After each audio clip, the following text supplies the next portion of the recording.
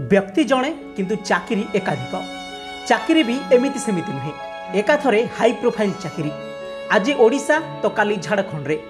एठी पुलिस तो सेठी आरपीएफ एमिति हाई रैंक ऑफिसर परिचय देखाई अयस करुथिबा जने ठक को गिरफ्त करिबारे सक्षम होईछि पुलिस। दीर्घ दिन धरी होटेल रे से एक गाड़ी रखिबा परे संपृक्त व्यक्ति उपरे संदेह होइतिला। होटेल कर्मचारी पुलिस को ए संपर्क में जणाइबा परे उक्त व्यक्ति को भद्रक ग्रामांचल पुलिस गिरफ्त करिछि।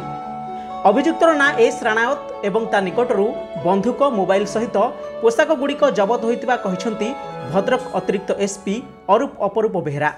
गतकाली विलंबित रात्रि रे हमर रात्रिकालीन पेट्रोलिंग समय रे हमर भद्रक ग्रामांचल थाना आईएससी खबर आसला जे ओली भाग एक होटेल रे जड़े व्यक्ति पुलिस परिचय दे रोचंती एटा संदेह होता है बहुत दीर्घ दिन धरी से रोते तेणु परवर्त समय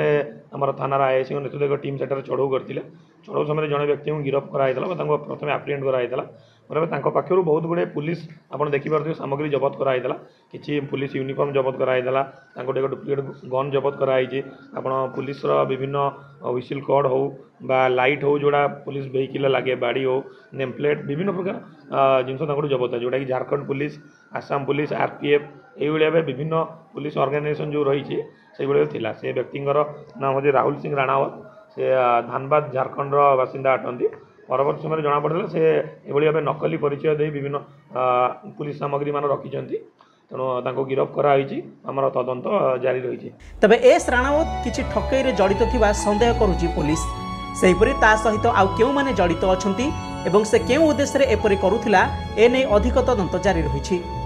bureau report Kalinga today live.